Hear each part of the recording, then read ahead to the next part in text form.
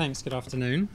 I want to share a little about the work that we've undertaken in Tearfund to establish feedback and complaints mechanisms, and in 3 short blocks. First of all, to give you some examples of the kind of feedback and complaints that we've received, then to reflect on the challenges that we've reflected on through that experience, and finally recommendations going forward. How would we do this differently?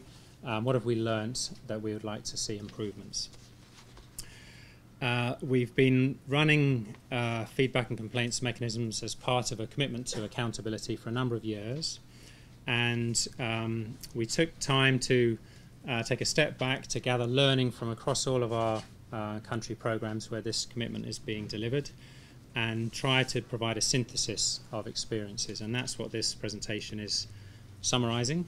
So 4 programs from Congo, Sudan, South Sudan and Afghanistan. These are all direct operational programs run by Tearfund rather than through local partners.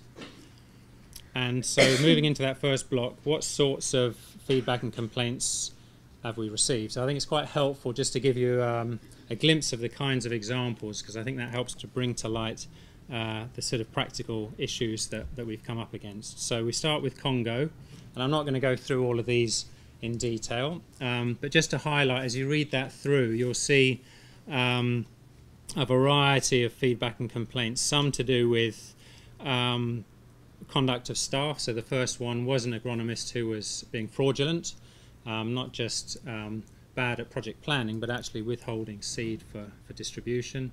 Other examples where the project wasn't very well thought through, so the animal distribution in the second slide needed a rethink because it wasn't fully thought through. The third one is about a complaint about community leadership, not about the organisation, the NGO, but the community leaders themselves. And the last one, a very interesting one around traditional opinion around burnt bricks versus concrete blocks, and raising an interesting question there. Actually, are burnt bricks more long-lasting than concrete blocks? Probably not. Actually, definitely not. But there are some traditional beliefs, perceptions that are being highlighted through the feedback. Moving to Darfur, lots of requests that come to us asking Tearfund to do things outside of its scope, either its mandates, its geographical areas of focus, and so on. Again, some complaints about community level issues. One family feeling they've been marginalised through distributions.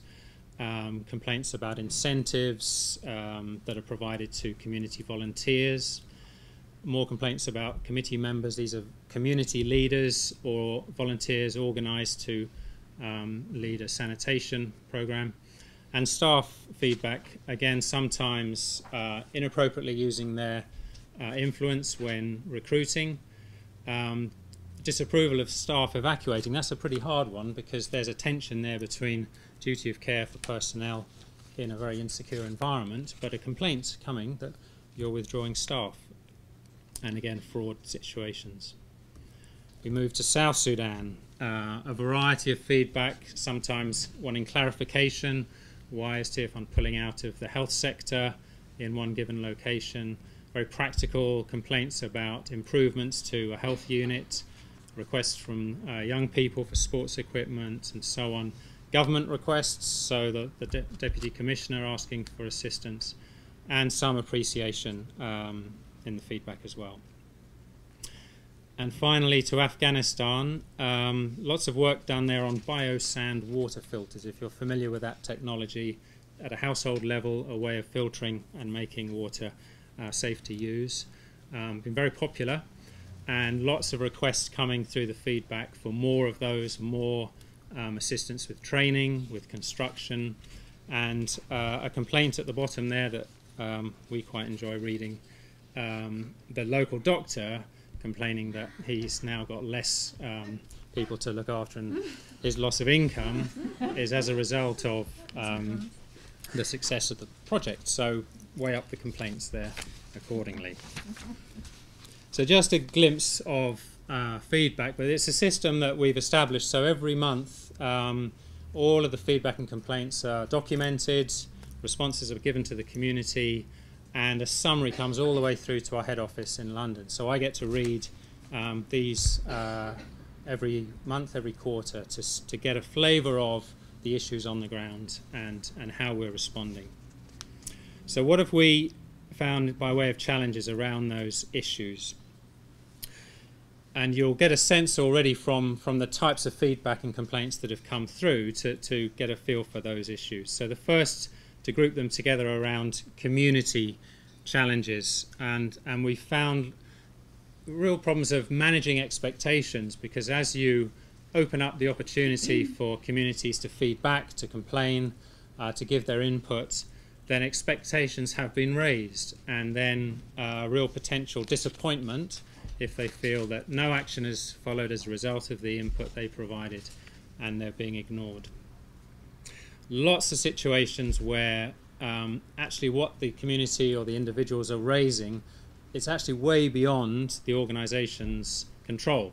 It's complaints about government services, the state of the roads, it could be any host of different issues, way beyond our ability to address them, and yet there is an expectation that Tearfund will respond. Insecure environments mean it's much harder to provide the regular on-the-ground presence and follow-up, so that leads to disappointment. Very significant fear of losing assistance if complaints are made. And interestingly, as we looked at Afghanistan, I don't think we've yet had a complaint from a community in Afghanistan. I'm pretty sure that's not because they're delighted with everything Tearfund is doing, but this fear of negative implication if they complain, I think that's quite a significant constraint, and that's already been highlighted by others. As well, this fact that we have a predominant verbal tradition in the societies in which we're operating, so how do we facilitate feedback in a way that respects confidentiality and so on. So community challenges, and a lot, as you recall, a lot of the comments were about community leadership. So how do we appropriately engage in those issues, given that traditional dispute resolution systems will often work through those very same leaders. So finding appropriate approaches to facilitate feedback from individuals who are aggrieved and finding ways to address them appropriately. And often we found needing smaller focus group discussions, groups of women, groups of youth, not in the presence of the leaders, so that issues can be raised openly. Then we move to staff challenges, and again a whole host of reflections and learning. So very much, I think the core message as we thought about staff position in supporting complaints and feedback mechanisms is attitudes and values really being at the heart of this issue. And the problem of, in many cases, a fear of this approach, that it's actually a poor reflection of performance, and we really shouldn't welcome and champion the fact that we're getting feedback from communities that could be negative. And often a focus on what we've called the hardware elements, so signboards, complaints boxes, staff where there's limited awareness as to what we're really trying to achieve with this system. People tend to gravitate toward those tangible things. So we see lots of signboards going up and lots of boxes, but if you drill into it and ask staff, well, why are we doing this, the real in-depth understanding may be limited. And part of that as well is not going far enough in consulting with communities about their preferred ways of complaining and feeding back. So if we're not careful, it becomes the Tearfund way of getting feedback. So one example, we did suggestions boxes in Kashmir after the earthquake, Pakistan, Kashmir, and I think I was told they worked quite well there. Next thing we see in Liberia, suggestions boxes are sprouting up everywhere because staff are hearing, oh, that worked really well there, so let's put it in here. And they didn't work, they weren't appropriate in that setting. But how easy it is that for our own staff and our own approaches to start adopting the way we think this should be done, rather than actually what makes sense, what are the community asking of us. Other challenges, so the lack of support from senior management having an enormous impact. So where we've seen the system working well, it's being promoted, it's being championed by the senior leadership. If they're not making a noise about it, making it a priority, then it becomes the add-on rather than core business. We've had lots of discussion about the right model. Is it better to have a dedicated role, someone on a project team focused on this area, or is it better to mainstream or make it part of everyone's responsibility? And where it has been a dedicated role, the next point does come up sometimes, the accountability police. If you read Karen Beattie's article, I think it's the last article in the issue from South Sudan, she talks about this as a really, very real defensive position of the rest of the team. They've now got this sort of internal informant, and it undermines the whole approach again. And the sheer geography, certainly in our project work, covering very wide geographical areas, and so how, if it is one role or two roles, how do they physically cover all of the communities that are within that project area? But if you mainstream it, if you make it a part of everyone's role, how do you ensure it is given prominence and not just the bit of the job description that we never quite get round to working on? Right, we move to the final piece. So were we to do this again, what would we do differently, and how do we want to see improvements going forward? So 6 quick points I'll walk you through. So first of all, the emphasis on induction for staff. So really the foundation, comprehensive induction, more detail, more examples of why accountability is so important, what we're looking for, how to address those fears amongst staff, and how to get refresher training. So particularly where there's high turnover on different programs, we think we've really gone a long way in getting a really good understanding, and then 6 months later we have to build it up again. So constant effort around induction. Line management responsibility is number 2. So how do we really ensure that importance of those systems are part and parcel of line management priorities, and that could include providing checklists, getting it into performance management systems, but however we do it, making sure it's emphasized. Thirdly, having the capacity to manage the system. So working out what roles and responsibilities you do need, and then making it absolutely clear to those staff members who's responsible for what. And if you're looking for dedicated roles, having enough of them to effectively support the system. A new area that we're very interested in developing further is community reference groups. So it's actually moving away from Tearfund staff receiving feedback and complaints, making decisions, giving responses, and actually moving to a place where community is receiving feedback and making responses, and much more in decision-making positions. We've piloted some of that in North Kenya and elsewhere, and it's been very positive. Fourthly, ensure an equivalent feedback and complaint system exists for staff. So I'm looking to Jonathan here and People in Aid. I'm sure there's a nod.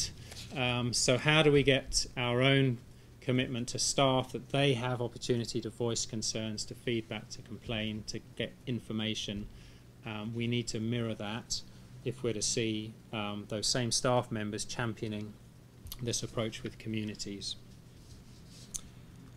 Fifthly, ensuring our timely responses to the feedback and complaints received. And what we've found is the more responses we give to people, the more they see that actually this organisation is trying to take this seriously, they are going to listen, they are going to give feedback, then more comments are forthcoming.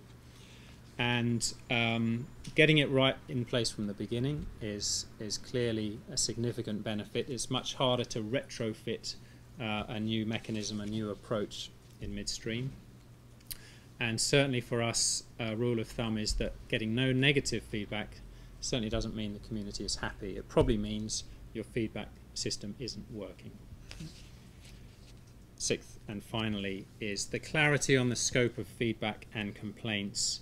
I think Paul alluded to this earlier and others, that in some contexts it's enormously difficult to contain the feedback. Some of our operating environments, this may be the only opportunity for communities to voice their concerns and complaints. And that could be to do with government policy, to do with the conflict that's all around them, and way more than what the NGO services are delivering. So what we're saying here is trying to clarify that the feedback we're looking for is around our public commitments, poor behaviour, poor quality, poor delivery in the work that we're providing as an organisation. But when I've raised this with staff in places like Darfur, they have said, that's great, but you're not going to stop people giving feedback and complaints. This is their opening and their opportunity. It's still good practice, but we recognise the challenge. And finally, reinforcing that message for staff and for communities that we're looking for honest feedback, and assistance won't be withheld as a result of negative feedback. And that is a massive challenge. As I said, somewhere like Afghanistan, we've yet to break that and have honest negative comment coming to us. So finding ways to do that, building relationships of trust in order to achieve that purpose. Those are... Great. David, thank you very much.